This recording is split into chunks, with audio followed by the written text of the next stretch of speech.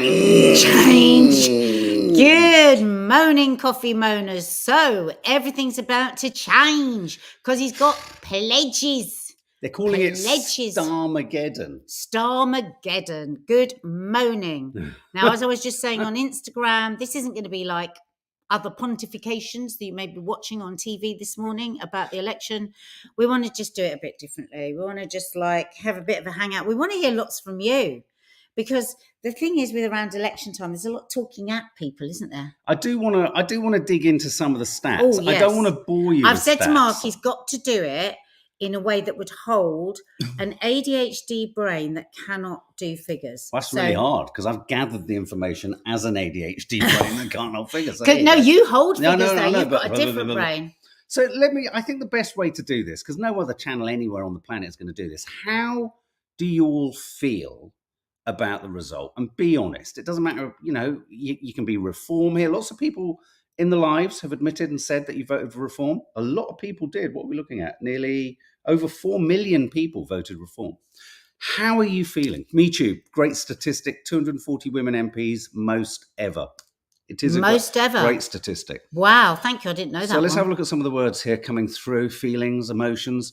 Lucy Kitson, so happy. Danielle, worried. Yeah. Christian Johnson, scared. Lucy Kitson, let's pop you up there.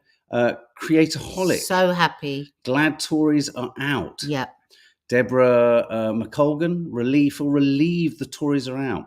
Lynn Sheard, sad.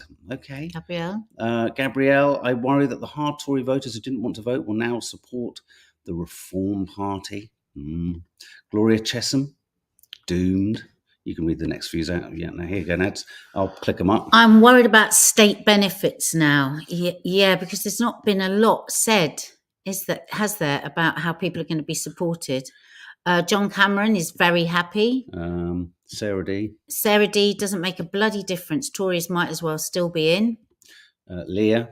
Lost is how I feel. Glad Tories gone. Glad Reform didn't get as many seats as was predicted, as they don't like foreigners, i.e. racist.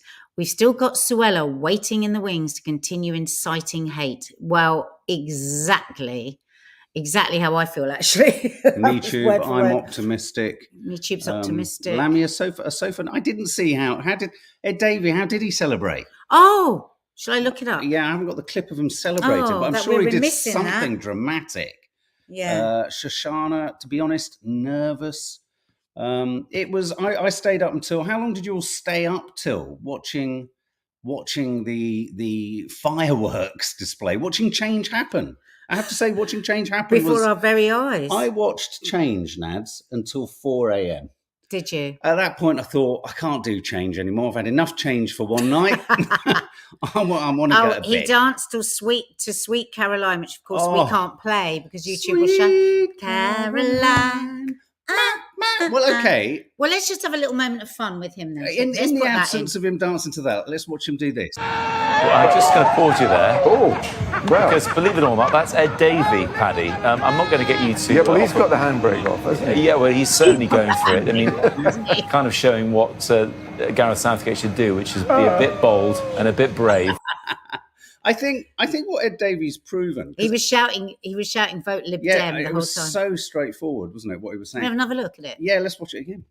Well, I'm just going to pause you there. Oh, well. Because believe it or not, that's Davey Paddy. I'm not going to get you to... Yeah, well, he's got the handbrake off, hasn't he? Yeah, well, he's certainly going for it. I mean, kind of showing what Gareth Southgate should do, which is be a bit bold and a bit... I think what Ed Davey has proven is that if you dive, swim, kayak, bungee jump, you too could get 71 seats as the most seats they've had. Because I think it was the equivalent of the Tories' Boris down with the people. But I do think Ed Davey is a genuine person. Having met him a couple of times, I think he will have genuinely enjoyed doing those things. But also the difference was Ed Davey wasn't suspended in the air with his crutch crunched with belts. I should have had that clip.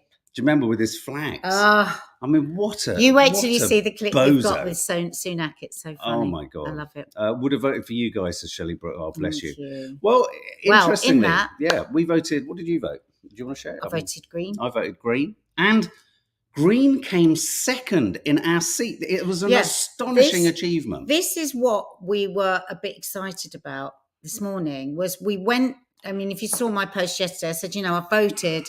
We both feel a bit hollow because of the way that our system is. We don't really feel like our vote will make any difference. It's such a strong Labour seat, which we would have been fine with a few years ago. But we came second. Well, Greens came second, so they nudged Lib Dems into third. And so the Greens here, the Greens in Tooting, the Greens have, I think this is a fantastic election for the Green Party. I think, they've scored just shy of 2 million votes. They've got the same number of seats as Reform.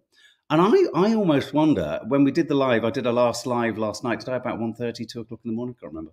A number of people on that live were saying, could the future sort of, the old-fashioned Labour versus Tory, could it be Green versus Reform come the future? Because most of the young vote... Green versus Reform could be the future. Yeah.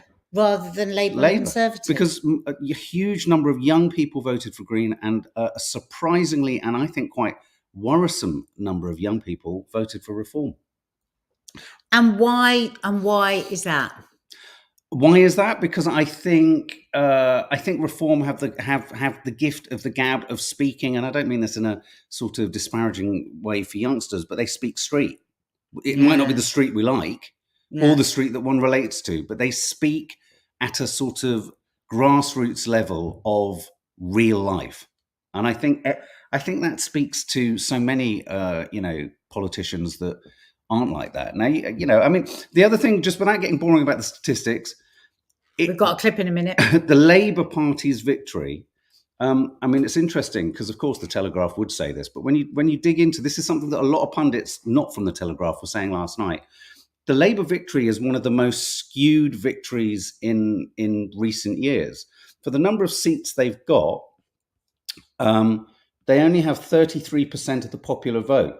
If you combine the Conservatives and Reform together, they far outstrip Labour. So Conservatives and Reform combined together 38%, whereas Labour 33%, which I think that will speak to sort of all sorts of issues that the Labour Party could have in terms of as they approach the next election. The Labour Party have to do two things. They have to change. Their change needs to happen so fucking fast and hard for the British population to go, all right, we'll give you another go. Yeah. I mean, now they're in, it'll be pretty terrifying, won't it? Laura because Williams, it's not a landslide. It's not like, oh my God, the country have risen up. No, but it is a landslide. But this is the weird thing. It's a landslide in that way, but it's not the country. No. Well, a bit like Brexit. Though Brexit got through, the margins were tiny, weren't they? But in that, it was 52% of whatever the number of people was. I think the lowest turnout for how long? It's the second lowest turnout since the Second World War. It's that says politicians should really be waking up about that. I mean, how many people have I spoken to over the last few weeks have gone, do you know what? I'm just not going to vote for anyone. Yeah. I just don't know what to do. We know that they lied to us. We know people are so distanced from politics and feel powerless. We were depressed when we went and voted yesterday. Closer to. And there's got to be change on this next time. Well, I genuinely. So here's the thing. Imagine you've got lots and lots of seats. So Labour have got lots and lots of seats, but the margin of that seat is like that. It's like a really thin layer on a trifle. And when you dig into that trifle, the layer of cream is so thin. So they've got lots of thin layers of cream across lots of seats. But when they say this sandcastle election idea, which I love this term, Beth Rigby was using, it's like one election, the tide comes in and it wipes away that majority quite quickly. So it's not, whilst it is on paper. So going back to MeTube, feeling optimistic for any Labour fans, and we would have been, if I was now, not harbouring all my issues and worries around the whole Israel-Gaza, what I feel about Keir himself too, and what kind of a leader he's going to be. I think what Labour has to do, they have to go fast, they have to go hard, and if they are going to try and seek to be, let's say, they've got one of two choices. They can either be more radical than they've said they're going to be, or, and this is my big worry, they're going to have to be thinking already about pandering to that combined vote of the Conservative and Reform lot. I've got to worry the Labour Party are going to be thinking about how they can keep the Reform Party from not getting bigger. Yeah. This is the problem. Yeah. And the scary thing is that Suella Braverman is filing her fingernails. Oh my God. That must be a headache for Farage, mustn't it? All that hate. Yeah, and racism. Yeah. A pure, thoroughbred racist. Yeah. And she, with her acceptance speech, she was, paving the way for her acceptance speech to be the leader of the Conservative Party. God help us all. It's like you say, reform ain't like that, because she's so reform-like. Did you want to read this? Yeah, it was just, I saw that. Jess Phillips on ITV talking about the awful abuse she and other women, MPs and staff, they've been supporting Gaza, but had things like slashed car tyres yesterday. She was fighting about the tears. What, in regard to Gaza? Yeah, her support. Her support. Oh, God. She's one tough cookie as well. I do want to share this, Sally A. What Nigel did was massive in these few short weeks. It's the first past the post system, and not proportional system is wrong. Nigel got massive votes. Reform scored over 4 million votes. So it is bizarre, isn't it, that 6 million people in total voted for Reform and the Greens, and they have just 8 seats. It's just wrong. The Conservative Party has got just shy of 7 million, but gets around about 120 seats.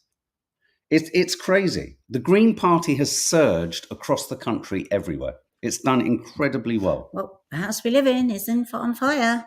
Let's have a video. Should we have a bit of a giggle? Oh, look, let's do this. That's it. I've been made redundant. Yeah. This is from a great website. In the morning. Oh, Politics Joe, these videos are from. So follow them on Instagram and YouTube. They're Should great. we do it again? That's it. I've been made redundant. Yeah. Were there any So sort clever. of moments? What were your highlights of the moment? I think a lot of people were very happy that Liz Truss was hoiked off.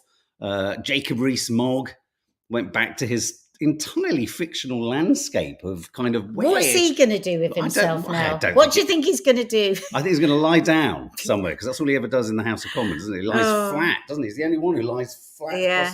I don't know. He's probably shorting some stock somewhere. A friend of mine a few months ago that was in the Houses of Parliament, and Rees was speaking. And this friend of mine is not a fan of his at all. She said, "My God, he was terrifying." There she is. He leapt up from lying down, no notes, and just orated just brilliantly. Great orator. Great orator. But just sort of really quite supercilious and horrible. It feels vile. sort of. Look, we haven't even mentioned Jeremy Corbyn.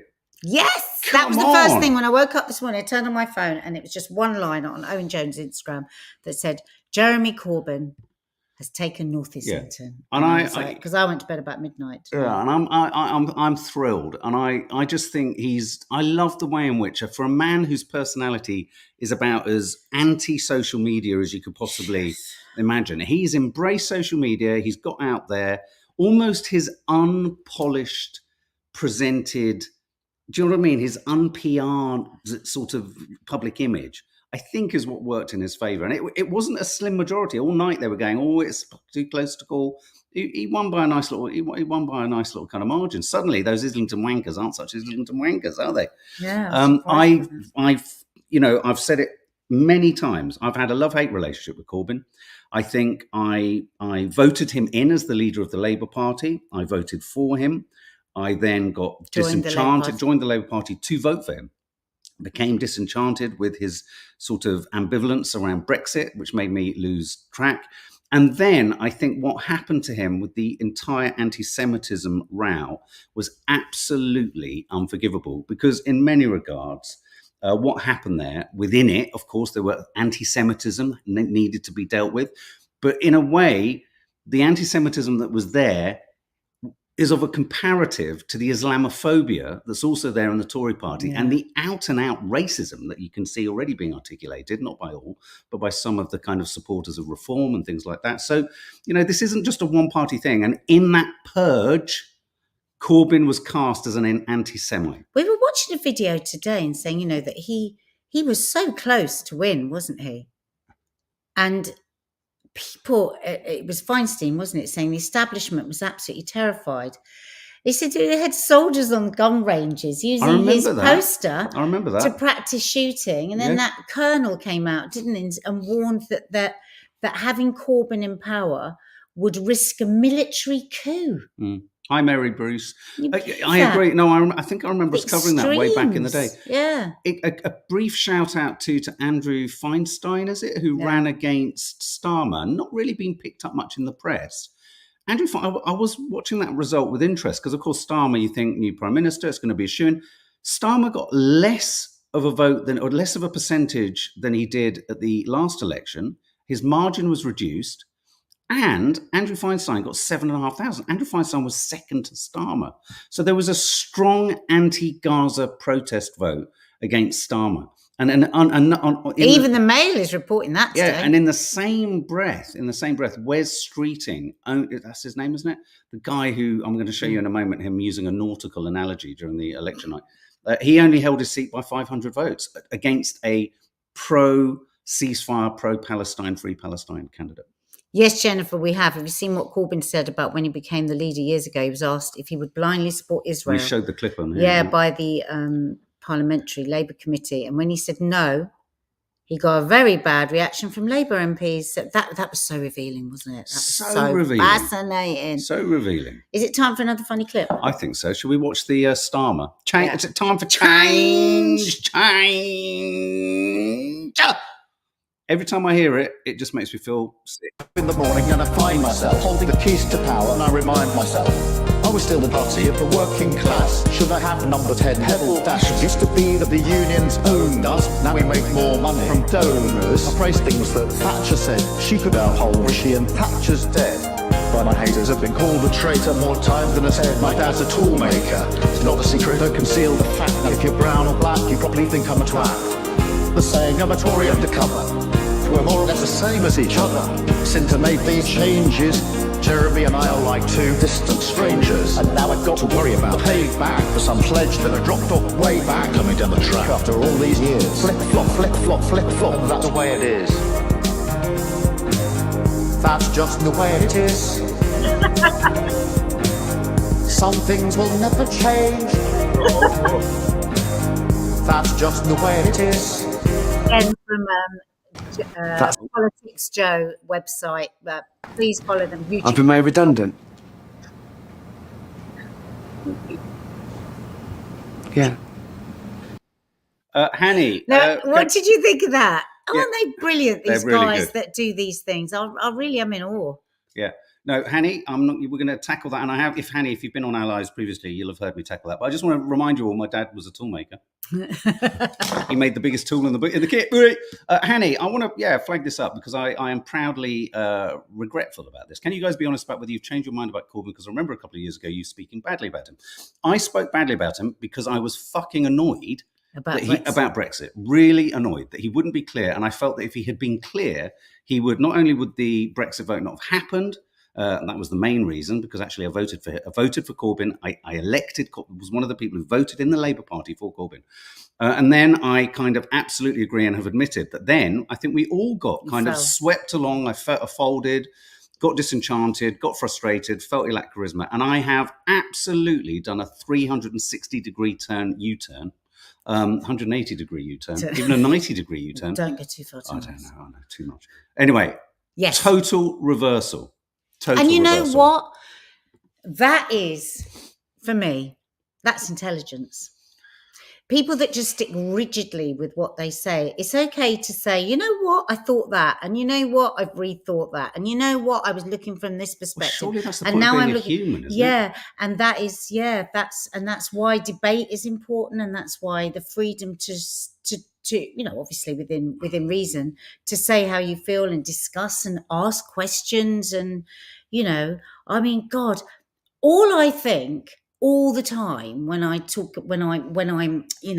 talking about things like this is how little I know and how much I want to know, and how ignorant I was about so many things and how I believed so many other things. And that's the only way that you grow, really, isn't it? I mean, I'd go further than that. I mean, I feel really, I almost want to make amends to Corbyn, because I think something that's Should we have happened. him round to dinner? Yeah, I think something that's happened cumulatively, and a number of news stories have caused this. COVID, the Israel-Gaza crisis. You know, it's not that one just bought hook, line, and sinker into the mainstream narrative, because I've never trusted the right-wing media. I've always turned to places like The Guardian and the Independent. But I've been shocked, horrified, and amazed by the, if you like, the trust that I still held, even like that trust I had as a young Labour supporter when I was 18, and I turned to my mum and I said, I don't understand, how can you support Labour and be a racist? Yeah. I couldn't conflate. I remember thinking those things. I couldn't make You that. just thought all Labour, or everyone that was a socialist was a good person. Yeah, so to sort of realise that this, especially around the anti-Semitism, weaponising of the term, a refusal to be able to actually then have a nuanced debate. It's not even about the rights and wrongs of the specifics of the politics of Israel and Gaza, though it is, and I sit very firmly in one place on that. It's the removal of the ability to talk and analyse and question. Yeah, and the fear of accusation of something absolutely horrific. If I saw Corbyn in Islington, I would go up to him, and I would, if he didn't hit me, and I'd say, can I just say, I went on a torrid journey with you, and I'm really sorry for what you've been through, how the British press and the British public have maligned you, how you have stood rock solid in your positioning despite losing the leadership, despite potentially losing your seat, working hard, being humiliated, being honest, all this stuff. And yet you still haven't folded in the face of an incredible campaign to pressurise him into actually saying Israel's good, principally, and then a whole heap of other kind of issues. So I think, for me, I like having these moments where you go, oh, I had a bit of a moment yesterday when I did the live, and I said about Greens. I thought, why do I just characterise voting Green as voting hippie? I texted Michelle, didn't I? And I said, I've voted hippie. And I thought, hang on, I'm using that as a pejorative term. I'm not actually thinking about what they're saying. They are the new socialists. Yeah. They're the people that care, like across the board, like you said, believe in actually borrowing so that you can inject money into social housing and social care and all these things. Yeah. The Tories, Mark was explaining to me how about the Tory philosophy is just maniacally about not borrowing, though they've borrowed a hell of a lot. Well, no, they've had to because of COVID. And then it was really interesting what you were saying about that we just got this blanket idea that we so the Green Party are one of the manifestos where they say we're not going to have this hysterical attitude that we don't, but it's about what you borrow and use the borrowing for. It's about using that borrowing not to just plug a hole, but to build something and all that kind of stuff. So, Faith, no, I haven't met Jeremy Corbyn. Do you think Jeremy Corbyn would be given a chance to come on the telly? He hasn't been on least. Well, I'd like to meet him now, but I'd speed up the way he talks a bit. Yeah, I'd give him a bit of media training. So I personally think for youngsters, for young adults, I think there are kernels of real hope in this election for Green supporters. It all demands electoral change, though, and I don't see that coming. Time for another clip? I think we should. Did you know that the Big Vogue yesterday was posting your animal at the polling station? So really? I went online. You're not supposed to take a photo at the polling station. And lots of people so it's my dog. I took my dog to vote. And so many sweet. Oh, that's cute. Someone took a hedgehog. Yeah. Oh my God. A lady took a cat. I just thought this was really sweet at this polling station. Is that a goat? She took a goat. Look, guide dog. I love animals. Look at him. Oh, look. That's so his first cute. election. Someone took a parrot. A parrot to the polling station. There it is. Top right. Looks like a Liberal Democrat. I wish we'd got a photo at the polling station. I didn't think you were allowed to photo. Oh, look at him. Voting Britain. Oh, look. Oh, high-fiving. High-fiving. Look at those two, Nad. Your favourite. A couple of sort of like long-haired sausage dogs. Oh, look at him. Oh, he's cute. And a couple of chickens. A couple of cocks. Polling station, don't bother me. A hungry lab. Yeah, and it was just very sweet. And I just like that little dog licking its lips. Look at him. Hello. Yeah, I just voted. I just like that. It's moments like that where I like the Brits. It's so silly. We love our pets, don't we? Not allowed to photograph inside other people. Yeah. I know. Oh my God, I can't even share with you the drama I had. I couldn't cast a proxy vote and then could, but it had to go to the very top. They had to phone Rishi. Yeah. At which point, when they phoned Rishi, all they heard was this. That's it.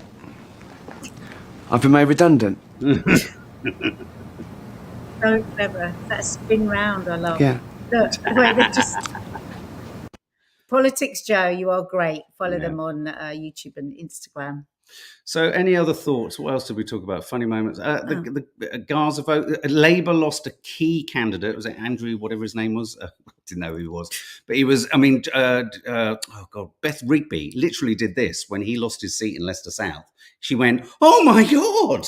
She was very good. Andrew The Sky, South, was the it? Sky programme actually was excellent last night. Yeah. And of course, I was just, my heart was aching the whole time. Why? Gaza. No, when we were watching Sky, who's my man? Oh, Andy Burnham. I just want to make him a pie. He was a frenzied I love ball of Andy excitement. Burnham. I just love him. I wish he could be the leader of the Labour Party. He was like a terrier, wasn't he? He's given 15% of his wage for the last 20 years to homeless people, homeless charities. Do you know that? He's an absolute. He's a corker. I do like him. He's got. I like and his. Lee said that cut of his he jib. used to meet him regularly years ago on Gay Pride, and he goes, he was one of the first that he goes, he'd always come, and he was like a real supporter of the AIDS and HIV charities. He goes, he's the real deal. The real deal. And he was great, and he was giving it some welly last night, wasn't he? He was getting so pissed off. What's his name? Redwood was a chilling person. John Redwood. He was like, it was like Count Dracula had arrived. It really was. And he was sort of sidled on at the side of the chair, wasn't he? And he just kind of looked at the camera and he went. But and he just Mark was calmly- falling in love with Boris Johnson's brother. Joe Johnson. He's the nicest one of the lot. Oh my God! But everything he was, I would He was again very would measured. never vote Conservative. Do you remember he had to leave, didn't he? He was because he was disagreed so much with Boris on Brexit. I mean, I tell you now, if there's any Johnson you want to have any kind of drink with, it's Joe Johnson. He seems like a very down-to-earth kind of dude. I just want to also say, Wes Streeting, who we're going to hear lots from, who got a slim majority, nearly beaten by a Gaza candidate, essentially. This is him using a nautical analogy last night. This he is gets funny. slightly tied up in knots. The implosion of the Conservatives and the SNP has put wind in Labour's sails. But the only reason we've got sails on the ship and the ship is ship-shape is because Keir Starmer took the vessel from the shipwreck in 2019, rebuilt it and made it ship-shape and seaworthy again. I mean, somebody's given him that as a clever thing to say, but he didn't learn his lines. I think he's watched too much Below Deck. That's so funny. Don't you? Ship shape. It's a Ship-shape ship-shape vessel out of the ship. He took the wind out of his sails, And then he put the vessel in the ship. Has gone port starboard. Personally, I had some very bad news in that the Penny Mordaunt, who has been wonderful, our campaign for HER2, the drug for secondary breast cancer, and of course the cross parliamentary MPs, Conservative, Craig, who was the one that got everybody in the room, Parliament. He's worked 9 years with that breast cancer campaign, and he lost his seat, so he's out, and he's heartbroken. These are the other stories, he, like 9 years of working so hard, and he got that all happening. He was such a lovely guy, and Penny Mordaunt, I mean, she was so full power. So there's all those other little stories, isn't there, of people. Well, it's a big story for us, but a little story for many, of us feeling like we were getting further on with the campaign, and now we have to start with new people, being silent for 6 weeks because of this bloody election. Yeah, and also, I mean, I think on that, can I just say something quickly? If anyone that has had breast cancer or has breast cancer and wants to be a part of a little demonstration thingy next Wednesday in London, I'll be there too. Can you please contact on @TittyGritty, my friend @TittyGritty, who's dealing with it all. If you've had breast cancer or you have breast cancer and you would like to be a part of something next Wednesday, I will be there too. That's all we can say. But I'm guessing whoever the replacement MP, when MPs replace other MPs and constituencies, there is a handover of kind of work and what have you. So I think Penny Mordaunt and whoever the Conservative MP who was working on this. I think press whoever the new incoming MP is to kind of pick the ball up on that. Exactly. Exactly. Faith Goodman, I agree. I think of all the Conservative scalps that we got last night, I think Penny Mordaunt's speech was the most, I thought, poignant. I mean, again, I don't agree with her at all on her Israel. Everything that Labour, I disagree with Labour on re-Israel, the Tories are even worse. So it's like, I don't agree with them at all. But, it's like when Rishi Sunak started his speech, I was like, oh, I feel a bit sorry for him. And then I went, no, I don't want to remember everything he said about Gaza. And actually, what I was just saying over on Instagram was, do you think it's weird? Like, he came out to give his resignation speech, and he did his, it was halfway through his speech, and he said, and I'd like to thank my beautiful wife. Well, if a female presenter was, Prime Minister was coming out and thanking their partner, would they ever say, I want to thank my handsome husband? Yes. Why do women always have to be referred to in the way that they look? Yeah, even when they're not. Well, yeah, it's just like, it's just so in our psyche that we just accept it. It washes over us. Yeah. Oh, I'd like to thank my handsome husband. Yeah. Do a little speech. I'd like you're to. the Prime Minister. Yeah, I'd like to. You've come out, you're halfway through your speech, and you got to the point where you have to thank your wife. Go on. I'd like to apologise for the absolute clusterfuck of a mess that I've made of the country. But what I would like to say is an enormous thank you to this woman who has been a rock. She's been a rock. Good. She's been a friend. She's been a confidant. She's sometimes worn snappers. Mark! She's occasionally pegged me. But apart from all of that, it's been absolutely fantastic. Something more like that. Yes, a bit more real. Do you know what I mean? A bit more kind of less about how she looks, but more about what she does. Yeah. Oh, God. Oh, God, help us. Anyway. Yeah. So, guys. Thank you so much. We are We are. We are. To quote Love Island, babe, it is what it is. It is what it is. We are going to be like really investigating the Greens. Yeah, investigate the Greens. Getting really behind the Greens. Yeah. We want to find out more and more about them, and we want to deal with our fixed ideas, I think. Yeah, absolutely. And just in case you don't That's know, it. I've been made redundant. Yeah.